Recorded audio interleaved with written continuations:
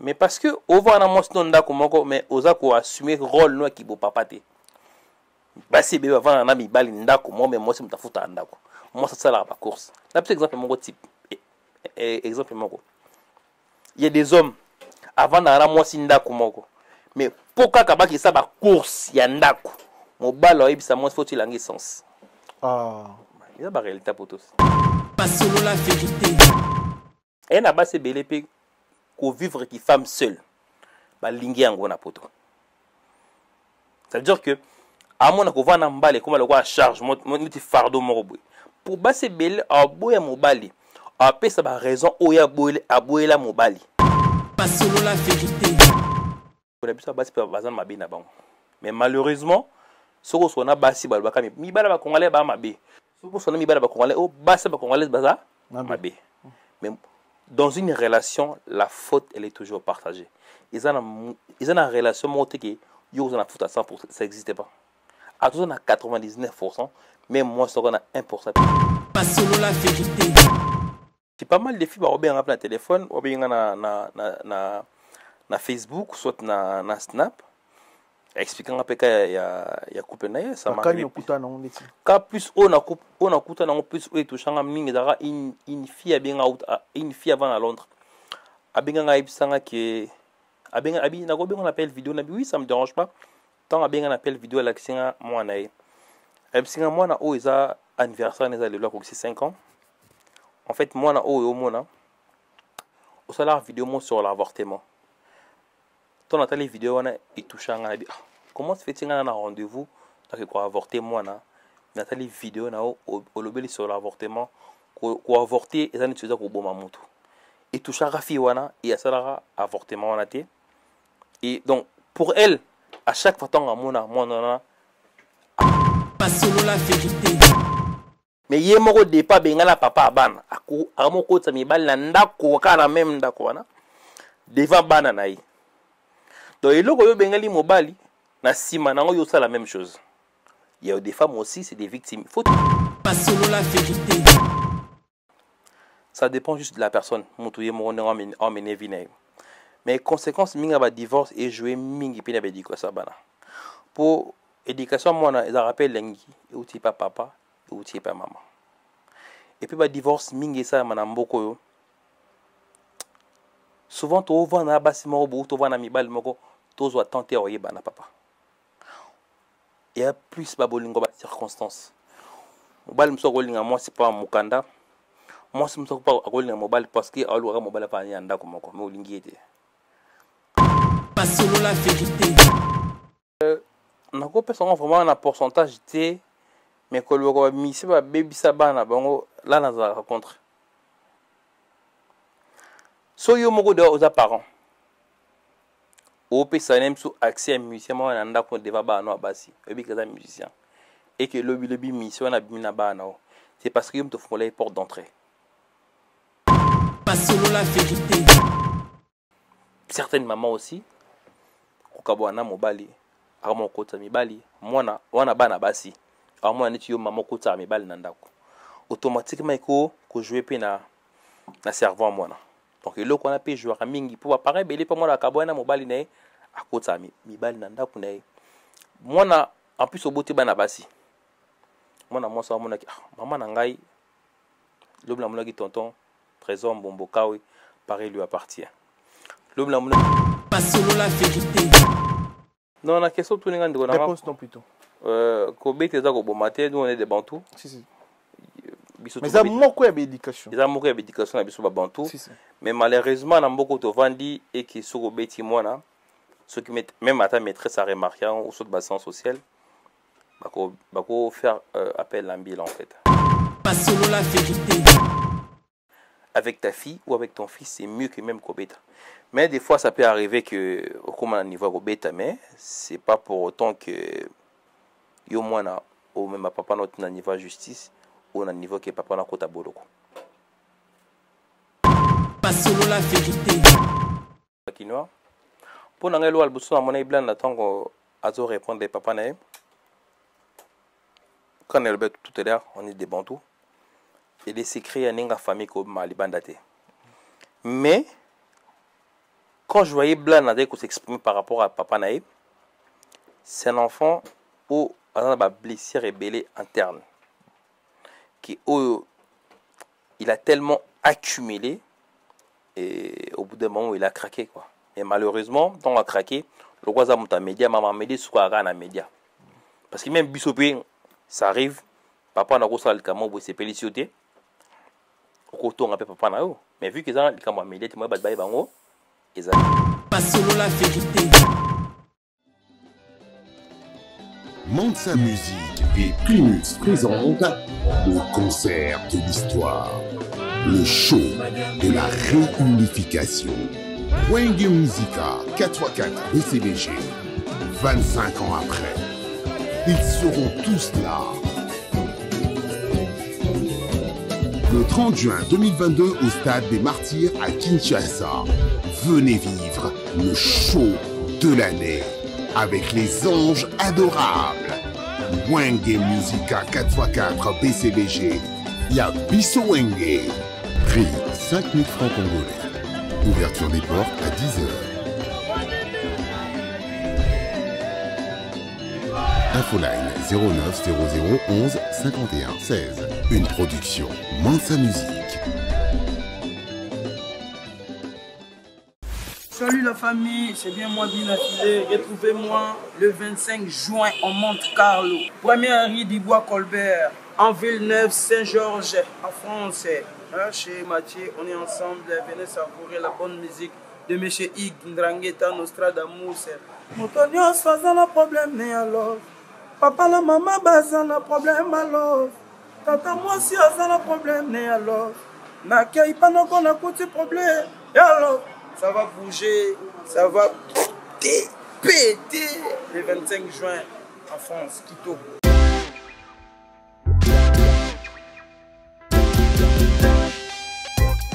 Service spécial covoiturage, Paris-Bruxelles-Paris. Voyagez confortablement de Paris à Bruxelles et vice-versa de Bruxelles à Paris dans de meilleures conditions. Jimmy Chimanga, porte de la Chapelle. Contactez le service covoiturage Jimmy Chimanga, Paris, porte de la Chapelle. Composez vite. Le plus 33 7 87 76 95 65. Pour toutes vos démarches, afin d'obtenir le passeport Yabanamboka à Bruxelles, dans un délai raisonnable, confiez-vous à Jimmy Chimanga, porte de la Chapelle. C'est sérieux et c'est efficace. Bonjour fidèles internautes, soyez les bienvenus sur votre émission sur la vérité, émission Oyo. Tu es la Rabino Vérité en face comme d'habitude. Tu as le réel plaisir de aimer Lelo Diabolos. Diabolos, c'est un jeune congolais. Oyo baza parmi les influenceurs ya mboka na biso. Oyo basala ka ben part na ba réseau, na ba Snap, na ba Instagram, na ba TikTok. Tu me koya mbaye lelo tu me ko décortiquer réalité nini zo le kalelo na monde na biso ya ba réseaux sociaux en plus na musique na biso et surtout na makambu oyo likaka na poto. Beaucoup plus makambu likaka na poto parce que il baza parmi bana ya poto parce que ça il déjà plus de 10 ans en Europe. Aza parmi bana poto yango to yambi poto me ko décortiquer ba réalité nini oyo likaka na poto. Diabolos, bonsoir, bonjour. Bonsoir, bonjour, Miguel Niema. Bonne santé. Santé, madame, grâce à Nkolo. Tu as bien le grâce na yo, bandiko beli balanda biso, ba kozwa leçon, grâce na yo, bandiko beli ba kozwa maele, et puis bandiko beli ba kozwa savoir vivre à travers yo, parce que nous na otolo boza moko parmi ba influenceurs ya mboka na biso, oyo balo ba lingala o baza ba congolais. Donc tu as bien tu ba déjà des débuts au botami pour koliwa. Na botami na Kisasa, précisément na commune na Kisasa aussi. Na Rwakading. Donc na mona Kisasa en fait. Oui, poto koli koto yo bot comment koto na âge nini? Na poto na j'ai 18 ans. Ouais. Donc ça fait quand même longtemps que je suis en France. Donc déjà tu as bien quand même une réalité à poto parce que déjà 18 ans comme on a bossé déjà plus de 15 ans à poto si je ne me trompe pas. D'accord. Donc tu as mieux ton plaisir parce que makambe belé zo na communauté na biso, makambe belé bandi ko batala biso, ba poto na simana yo. Ba ebiti misubi ba okuta ba na poto ba ebi réalité poto te parce que na poto ya mingi to la na bandako makambo muso makambo changer du jour au jour ba loi peut changer du jour au jour bande que belé pe ba ebité y en a biso ba na début que ba to ko découvrir ba ko yi makambo belé à travers une to yambio zala na biso vraiment ouvert na ba question pe na ba réponse non ba question ayo ba réponse na ngandi ko nanga voilà et banda inde ni okuma na ba réseaux sociaux ba vidéo no ça la ba 1 minute et ça la ba succès et banda inde on mettre les biso za kindeni en fait avant la bande ça ba vidéo na réseaux sociaux na bande na statut na Facebook et un jour dans un camarade dans un PC Mbote Gianni Kitoko et qui na 2012 toi qui na Châtenay Malabré et ville mona 92 Châtenay Malabré asna panga ka bon ba filminga na sali vidéo mo buka oseka na postant na réseaux sociaux et puis retomber nango et ça lui succès et puis depuis là que Tilolo ça fait 10 ans ça la vidéo. Et porter là on ba vidéo no salarié c'est qui ça il y a conseil même tout conseil quand même toujours critiquer ba na basi il y a même temps pour conseiller ba fille il y a même temps pour conseiller ba garçon il y aurait tout nous gagnant ni temps ça ba vidéo na retour nanga et ça plus toujours ko s'entraider pour ba vidéo na salarié ils étaient parce que ngana za parfait makamu na lobaka pe makamu nga pe na salango to pesa na ka ba conseil entre ba congolais pour tous ces aider. Il y a des filles ou il y a des garçons ou même des congolais, des traditions congolais. Les comme sous ce gros salon sans se rendre compte que au salon des congolais. Donc non c'est la cas si je me reboué et ko aider yo et ko aider benga pour tout bon ça va couper na biso. Voilà. Est-ce que arriver pe ba vidéo ça la rapport na bon ça va couper na biso. Bon ça peut déjà couper moko to épargner mutu mona likambo na vidéo ça la ba takona ni on takina ba fille. Oui, j'ai eu pas mal de retours ba benga ngapé au salaire vidéo mo boé et les ngapé na couper nanga. Même nga moko ba couper nanga moko des fois ba propre vidéo na ya ba propre vidéo na nga moko pe da nga moko en fait. Donc na ko ça la vidéo na nga moko pe aider pe nga moko na ko ça pe vidéo mo aider pe fille moko boé ou garçon mo boé avec qu'on se comporter mal peut-être na moi snaï ou fille mo comporter mal na mobile na aider pe. Donc on a pas mal de retours il y a bateau vis-à-vis de vidéo nanga. Réalité à poto tisiko biso to na yoka to kutiango.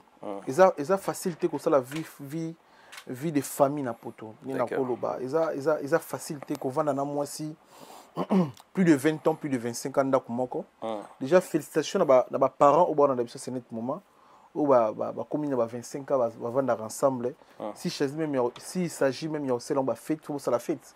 Parce que na mboka o pour mon couple to vie de famille papa na bana na mwasi va vendre plus de 20 ans ils ont facilité basi à se décider comme on a imsou bala kolisi bana bala ba 20 ans 25 ans mais abomi libala anima fana ne yemoko samobali ba jeune fille au mona na mwana bébé to ana bana misatu mais abengani mobali na ndako anima vanda yemoko donc na ebité ezalaka des moments azaka na Europe oyo a dominaka ba fille to oyo ambriaka mito ba garçon yango sala ke biso ba jeune to ba tante to ba biso ba jeune ba ko vanda na mibali ndako moko te to ezalaka nini parce que na ba kaona na ebisio ngana kinwa na kolipe na Angola soki do boti na mwasi na niveau ba Afrique wana lo ba yo boya émotion na ba kinwa na ba Afrique na soki da boti na mwana batu donc azana ko coller serré si il faut bota bana nyonso ti il faut balai même dans Angola tu vas ni bon so boté na mosi débat donc atako tu par exemple tu le bité que tu as trop ça la basi mabe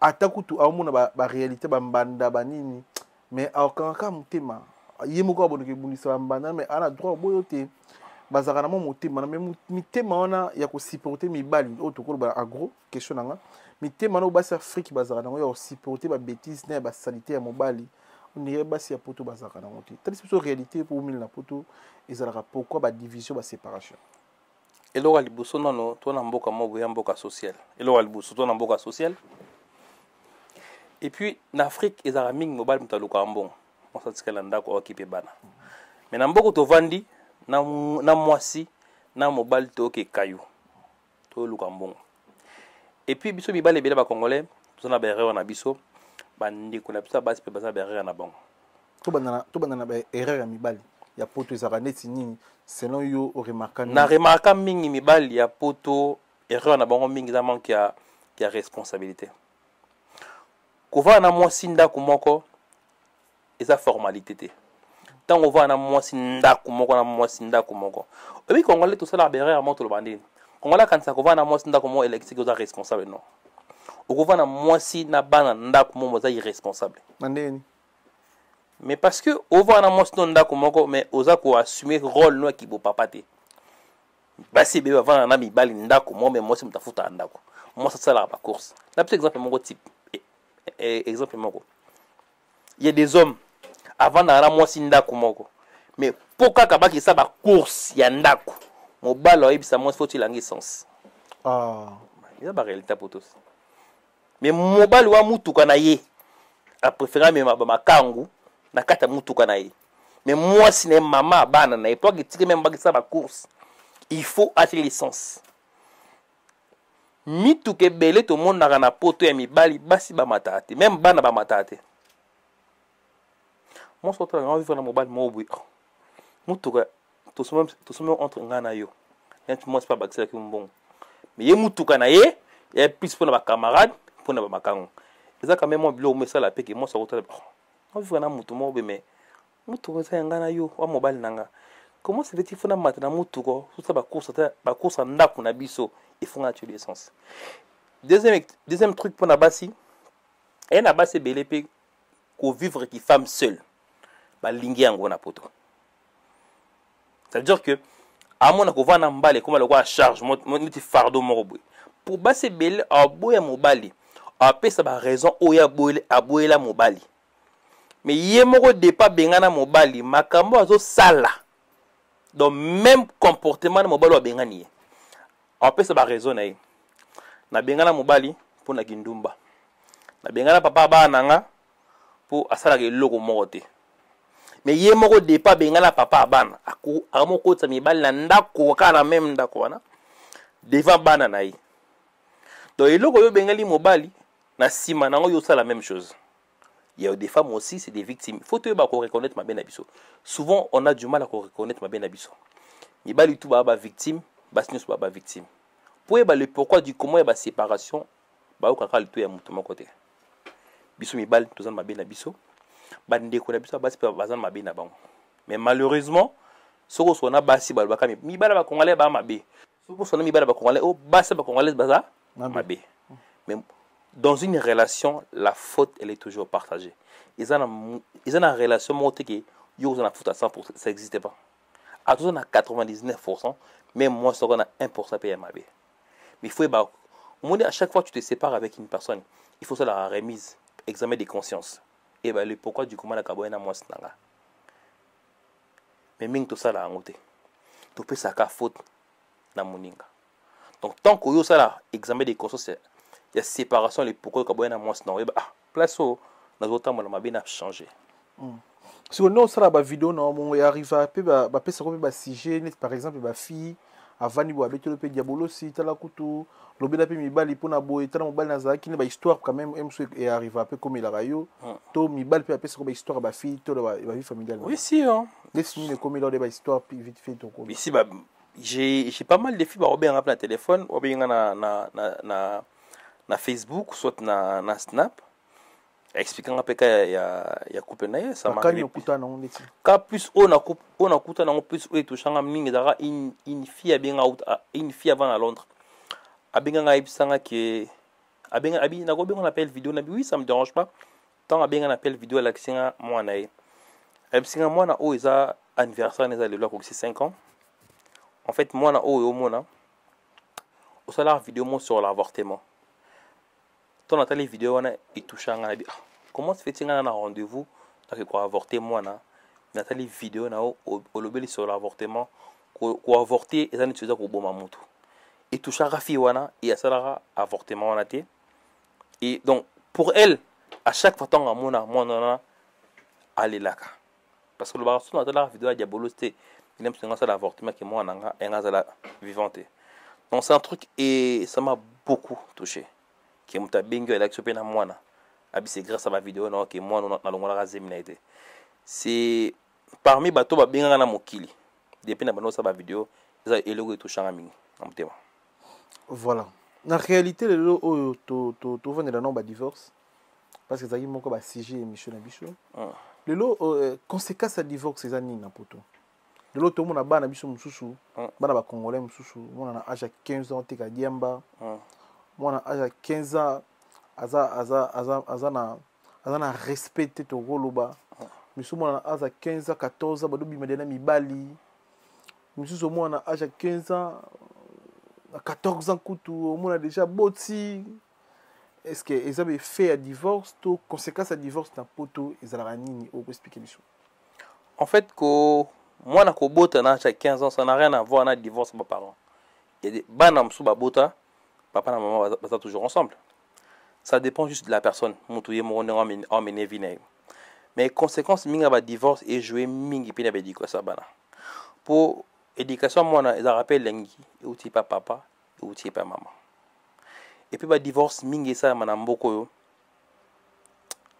Souvent, tu vas dans un bâtiment, tu vas dans un mibal, tu vas tenter de faire papa. Il y a plus de circonstances. Moi, c'est pas un mukanda. Moi, c'est pas un parce que je suis pas un mobile. Miguel, baby, quand on a mutu, quand on a moi si copain copine, beaucoup de week-end. Na ba semaine vite fait na ko vivre na mutu ndako moko il faut avoir de l'amour pour vivre na bato et mingi na bolingo na biso ba congolais on a un problème to na ba dialogue ya te respect pesate donc yo sala que tant beaucoup mandako mona mutu déjà premièrement olinga mutu wana te on a ba sentiment envers yete tant beaucoup mandako mo automatiquement faut kabona parce qu'il y a pas de l'amour. Et puis, ce que lingi moi si nao, t'as la mimingue, tant au cola. So lingi moi si on dégonne, so lingi moi si nao. Bago peut même rapport moré ma b au limbi, c'est bon, parce que t'as de l'amour avec cette personne. Et vice versa. Donc, divorce c'est ça la mingi plutôt jouer. Na bédication bana parce que au tsika la humour maman ou édiqué bana. Donc ça fait que papa zaté. Bana mingi bazanga pire repère. Moi je me suis têtu parce que certaines mamans aussi kokabwana mobali aramo kota mibali mwana wana bana basi aramo neti yo maman kota mibali na ndako automatiquement ko jouer pe na cerveau mwana donc le ko na pe jouer mingi pour pareil belé pas mwana kabwana mobali na akota mibali na ndako na mwana en plus au boté bana basi mwana moi ça mwana maman na ngai l'homme la moulagi tonton trésor mbombo kawe pareil lui appartient. L'homme la moulagi tonton nagler bouboué sexy boy. L'homme kuna alegria makaya. L'homme kuna alegria makaya. Donc bala ba lemba ba tonton. Donc automatiquement yo ko sa bon ka ba tonton ba comprendre. Bala ba so comprendre que maman a ça là mobulu. Eh oui. On se comprendre. Donc il faut jouer pour l'éducation moi na. Donc moi bala msuna école a ko travailler bien té. Moi na msuna école a combien poli nandako a commis têtu. Donc il y a beaucoup de choses ça là qui bah séparation de jouer mingi là-bas éducation ba na biso. Ils ont joué mingi éducation ba na biso. Lelo o toi na phénomène moko bizarre na France. Où il tala kinesi ba combattant. Lelo communauté moko kita to na concert ya Gazma oui tu as bêté showcase les gars bien Rubino Mondibo pourquoi pas. Tous et là-bas, des artistes qui bien affilés. Et pour nous, c'est la biso bien affilé. On est à Villeneuve Saint-Georges le 25 Oyo. Na Villeneuve Saint-Georges, Bobenga, pour ça la réservation à table. Bateau baby numéro il y a MK, Mathieu Kamani, MK, boîte MK, Bobenga et soit Bobenga numéro O pour ça la réservation à table le mieux. Paris est redéplacé et au Kenya. Na Villeneuve Saint-Georges, biso tout aux appuis les 25 pour nous partager plusieurs. Na monsieur Ig bien affilé. Combat le belaka on y tant combat ça na poto. Combat tant et bandai ni bandeli c'était bien parce qu'en fait il a combat monta noble. Ba le mamu tout le kanamboka na biso. Mais au fur et à mesure ton ndé to mota pe ba combat on dirait comme moi un peu bizarre en fait parce que yoga koto bazwa kimbongo koto yo ba ça la combat ndinga solo et le koto ne bandela na suka na. Moi, au début, j'étais pour. Hein. Bah, quand ça arrivait à ma sauté, tout le monde était d'accord. Mais et où met l'épée quand même. Et le retour à la bande et puis na souka. On comprend de quoi. Pour nanga, piniso ba pese ba musicien et comme pene quand même na et coquille quand même. Parce qu'au bout de 10 ans, Bobby était quand même Moussa Nabango. Un des tuyaux, ça Moussa Nayo, Bago Pexo, tout ça pendant 10 ans. Et ça, combat, ils ont noble, j'étais pauvre au début. D'accord. Ouais, papa. Il y a encore aussi, comme ça, il matin en 2083, papa. Moi, tu comme on a âge. Ba combattre ba lobaka ba misi ba bebisa bana bango ba misi ba boti bana bango pona intérêt mikanda ba misi ba ndoya ko bimana basi na bango ba misi ba stresser bango ba aider ba misi ba aider bango te ba pesa ba raison mo belé par rapport à ba raison ba misi parce que aux mutamilier sur 100% combien de pourcents ba combattre ba na raison par rapport à makambo ba réclamer pour ba misi na biso na ko pesa vraiment un pourcentage té mais quand le misi ba bebisa bana bango là na za rencontre so yo moko de aux parents au pesa nem sous accès à musicien moi nanda ko deva bana basi ebi kaza musicien et que le mission na bina bana c'est parce que yo mto fongolay porte d'entrée yo zo mutwana au côté na katanda kuna pour depuis ba musicien ba betana na pototé et le biteke bana ba quoi sont bazemité bazeme quoi le ngezo continue toujours pour la même musique va pixar la même musique va pixar la même musique pixar et bita kana ba feti c'est juste en fait ils ont combat mon ça bien ils sont nobles mais koloba ke ba musicien de ba sentara bana batu non là franchement je suis vraiment contre en fait pour moi c'est Fia quoi na zemi Fia Bouta, ça dépend juste de la personne, hein. L'éducation, oh, à quoi il n'a pas, maman. Ça n'a rien à voir avec la mission, en fait. Voilà, et ça, mon concept, tu as photo, soit vidéo, et puis tu as analysé en biso. Merci à Jimmy Chimanga, Porte de la Chapelle. Merci à Ivan Tumba, Nakatu en Vex Patro. Merci à Flavine Panda, Chancel Mbemba, Demi-Dieu, Gelor Kanga, Motema Yamalor. Merci à Vinanga. Douve Moeni, Kelin Tsumbu, Rabilamba, Yagi Baena, colonisateur de la SAP, Narata Italie, Moté Mama Sylvie Baena, merci à Massananga Gelor, merci à Emmanuel Lukambula, merci à Nderoto Bozo Bélé Bon Labiso, à Senet Moma, Maït Kungi, maire des 5, GG Kalala, Papi Kalala, Nastab, Bozo Bélé, Bozo Landabiso, merci Nabino, toujours l'action photo, soit vidéo, et ça, mon concept, émission Nabiso, les tout puissants juniors Bongo, Union européenne. Il y a union to pe shombo te pe soza en ce moment. Voilà.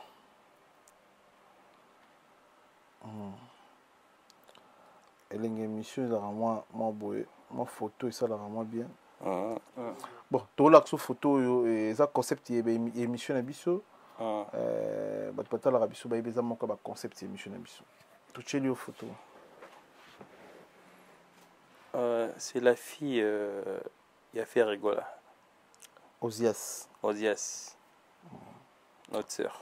Ozias Lelo, ceux qui artistes Nabiso, les padres en prison, ils parrainent toujours. Après, on a confirmé le qu'on a monité. D'accord. Et ça parce que papa Nassimba Nanzoto, assistance sociale a découvrir. Yeko tout moi na selo à propos à moi na yaebi makamwana te mutu azo mener vie artiste Nabiso dur. Et ça ba assistance sociale. D'accord. Dans ces cas-là, au cause d'un message de parole, à propos de la réalité, aux autres, on va faire rigoler dans mon nez.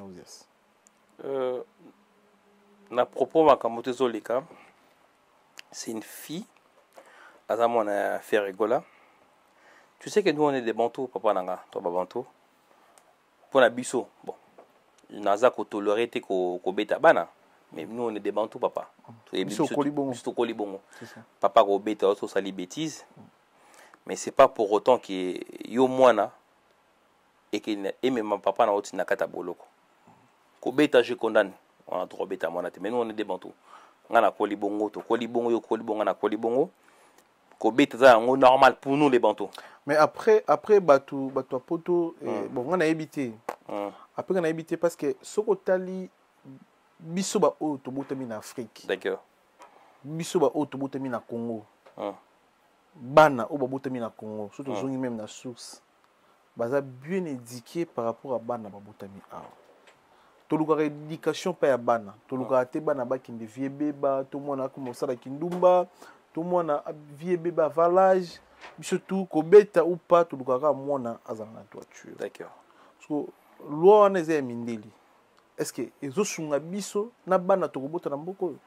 Non, parce que lelo soki mwana azobanga ote déjà il y a déjà groupé déjà étape d'éducation parce que bana mwana azobanga te bana baobanga te kobeta toboite okobeta mwana te po bomayi mais yana kobeta muso esala ke mwana ko mubanga kosala mabeso koza abo mubanga papa nanga akolinga te papa nanga akobeta nga papa nanga kosala boy c'est ça mais aussi ça question non la question tout ninga ndiko na réponse non plutôt kobeta za ko bomate nous on est des bantous si mais ça moko ya éducation ça moko ya éducation na biso ba bantous mais malheureusement na mboko to vandi et qui soko beti mwana ceux qui mettent même à ta maîtresse à remarquer ou sur de bassin social bako faire appel à l'ambile en fait malheureusement qui quoi il n'a pas faire rigola mais n'a pas condamné ko beta n'a pas condamné mais o essayer quoi tout ça mais la cananza met place à Ali Abima o c'est quoi tout ça mais nanza mabima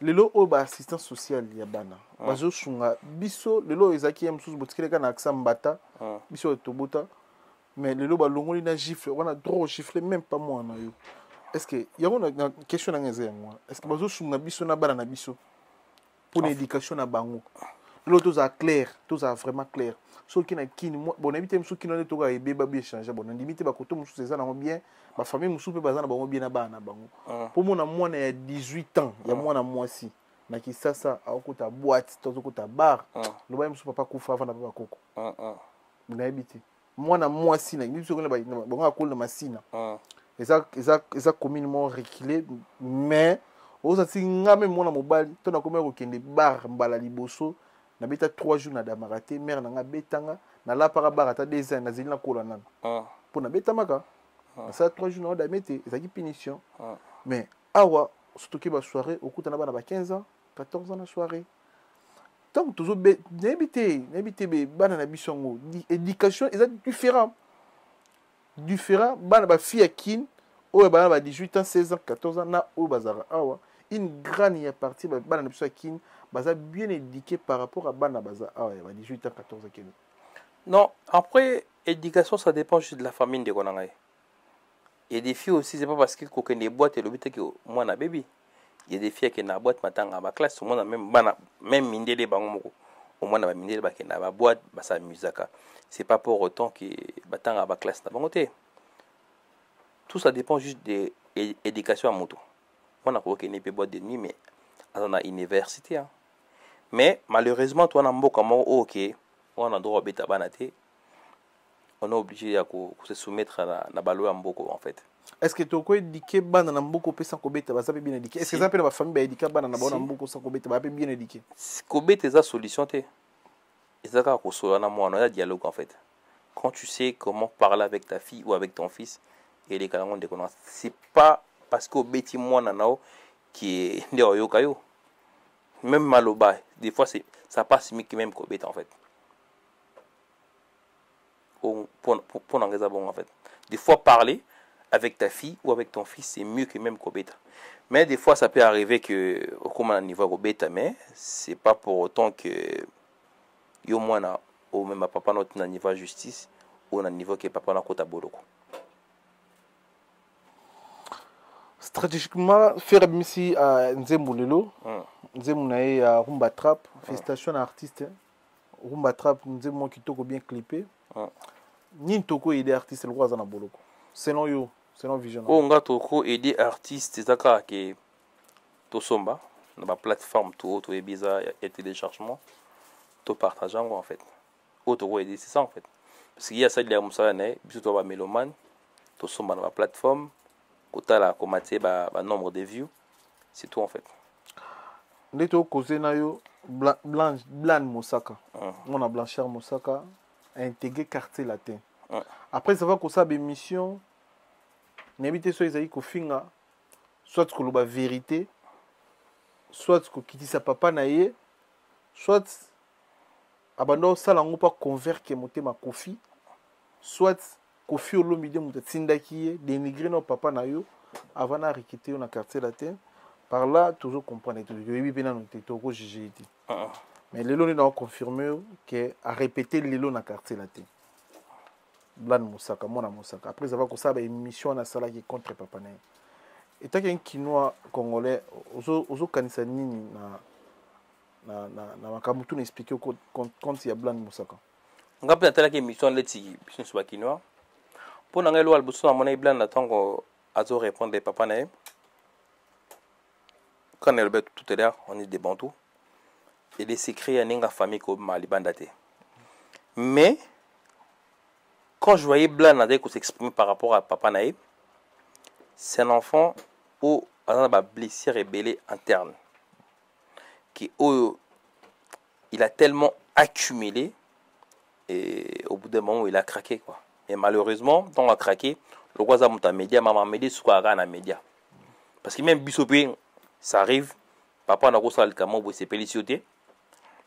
Papa na yo. Mais vu que ça le camion média, tu m'as pas de bango, exacté.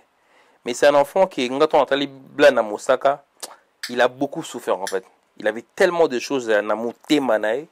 Donc il voulait se défouler. Il a dit ce qu'il voulait dire en fait sur Papa Naïb.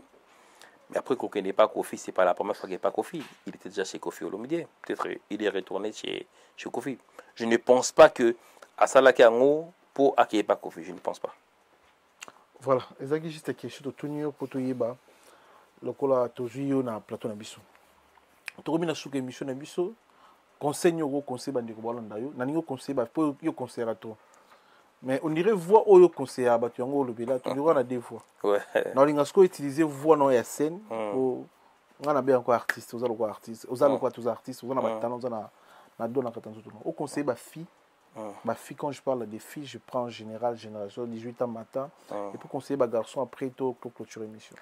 Ouais, conseil na copé ça. Mais na voix on a conseil na copé ça non. Na copé ça c'est plus en fait bon on a bu ça basi. Faut tant à classe, faut ça la formation en beaucoup. Qu'on anda kozana li futate. Parce qu'en fait dans notre communauté, il y a beaucoup de femmes, elles sont vraiment intelligentes. Mais bah trop les tombés d'un sujet ming na vie à délire en fait. Vie à délire et même mané locomoté. Biso moto moi na ba parent na biso, auto kuta na poto ba beng sa biso na poto. Tout moi na ba conséquences auto mona ya bango. Il faut tant à classe pour ça la formation pour lobby pour un avis meilleur conseil na couper ça plus par rapport à Moussala et beaucoup to banoko kota banoko ba ya photo luka boulot via copie na litombate faut luka boulot faut sala pour na koyeba ko la papa responsable na ba famille na biso. Voilà to komi na suka merci na présence ya Faya Basket, merci na Emmanuel Lukambula, merci na Gelor, merci bandiko tout balandi biso. Gelor Lutima, yadinga abda Lutima ezala, Gelor Lutima, Pierre Petit Didier Lacoste, merci. Merci na bandiko tout bosé belé. Merci moi remerciement sur les autres remerciements. Ba remerciement elo albuso remerciement na pesina ba remerciement albuso na pesina place motema na ngevandi. Raissa Baluti na pesi ombo de place aux alliés. Yanga ya motema ba remerciement na pesi na masa nanga Gatuzo Gouvé gouverneur Mboko Atankale Atankale Basse-Gare du Nord Charoma Kofi Andy Makendi trésor ya Bayabanzele Amigo Ngombo mon président Blaise Kenda mon ami Jerez Nzenza. Rendez-vous le 15 avec Gez Mawete na l'US1 na pesi Prince Bokuta na papa na yemoko Bokuta pongo Nzambe Mboko yo Laurine Namante la Jolie mon neveu Rabi Viris Christiane la Cayotte na Philo Moadi surtout Harit Sambo les suprêmes na Carla c'est-à-dire Carla Varas Faya Basket Vares Carla la Vares tout petit mbote personne la biso tout comme na suka merci na passage na yo na fauteuil jaune et ça biso suka na plaisir biso na bino bat potali biso to kutani mbala sima soyenza mazungi on est ensemble oui na yebisa bino na kati ya Paris na Aubervilliers awa mubimba mbisi esala makakaka na Galaxy Mambo ata ukei suka uzunga na Galaxy Mambo petit histoire ya mbisi na kati ya putu awa c'est la Galaxy Mambo. Papa mama olingi olia mbisi ya munene oyo Kimambangu na 137 rue André Karma na 93 300 na Aubervilliers oza mobimba. Ah, restaurant Galaxy Mambo awa na mikili ya poto kolia poisson frais nde secret na bino.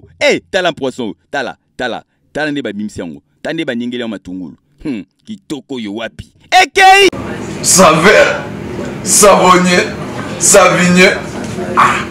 Biso na aussi sangonga moko. Fona benga bat misusu. Au numéro 137, rue André Carman, à Aubervilliers, composez vite les 07 53 28 89 07. Joyce Service Traiteur, spécialiste de la gastronomie africaine et de la gastronomie française. En région parisienne, il n'y en a pas deux. Joyce Service Traiteur. Une adresse. Le 35 boulevard Anatole France. 93 200 à Saint-Denis. Pour tout contact, composez les 07 68 18 0041 ou bien les 01 48 41 65 92. Joyce Service Traiteur. Loboko ya maman. Joyce Service Traiteur. Kolamba ezali na bakolo na yango. Pour vos fêtes d'anniversaire, mariage et autres j'en passe, contactez Joyce Service Traiteur.